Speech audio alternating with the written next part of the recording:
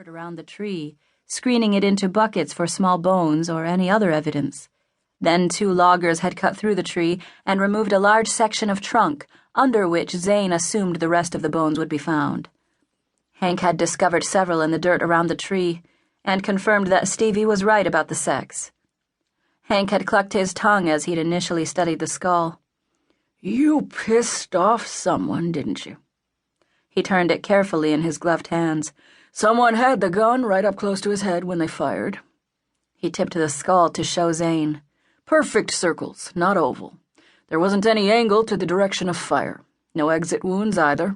I suspect I'll find the bullets inside when I clean out the matter." Zane had tried not to cringe.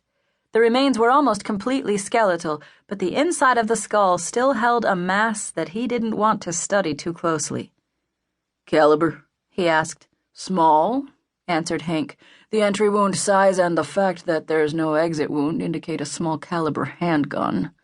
I bet I'll find a couple of .22s inside." "How do you know those aren't the exit wounds?" Carter had asked. "Maybe he was shot through the eyes and they exited there." "No outside bevels around the holes," answered Hank. "Bevels indicate the direction the bullet pierced the skull. A bullet exiting bone makes a larger hole than when it enters it. I can show you after I clean out the skull." Carter had shaken his head, looking pale. "I'll take your word for it." Now Zane tried not to tap his foot as Hank's assistants cleared away the wood dust created by the saws. He wanted to see the rest of the remains. Some clothing would be helpful, maybe a wallet to identify their mystery victim. "Quit glaring," Stevie whispered next to him. "You're making the crew nervous." Zane relaxed his shoulders, realizing that the younger woman on Hank's crew had nervously looked over her shoulder at him a few times in the last minute. "Sorry," he muttered to Stevie. She grinned, and he reached for her hand and froze. He shoved his hands in his pockets. The amusement in her eyes told him she'd caught his near faux pas. Working side by side with Stevie Taylor had been an adventure. She'd returned to Solitude after several years' absence, joined his police force, and captured his heart within a week. He'd been reluctant to openly date one of his cops, but a wise woman had pointed out that his happiness was worth it. A small town like Solitude made up its own rules. So far it seemed to approve of the romance. A few old-timers had questioned his intentions toward the daughter of the former police chief, but they seemed to find him worthy. In their eyes, Stevie could do no wrong. She was the prodigal daughter who'd returned home after more than a decade because of the death of her father, Bill Taylor, Solitude's police chief. The townsfolk had welcomed her back with open arms, a former LAPD officer who'd decided their tiny rural town was a better place to live and catch some bad guys. Zane had spent 5 years on the police force, earning the trust of the town. It was like a secret club. The primary key to membership was having been born in Solitude.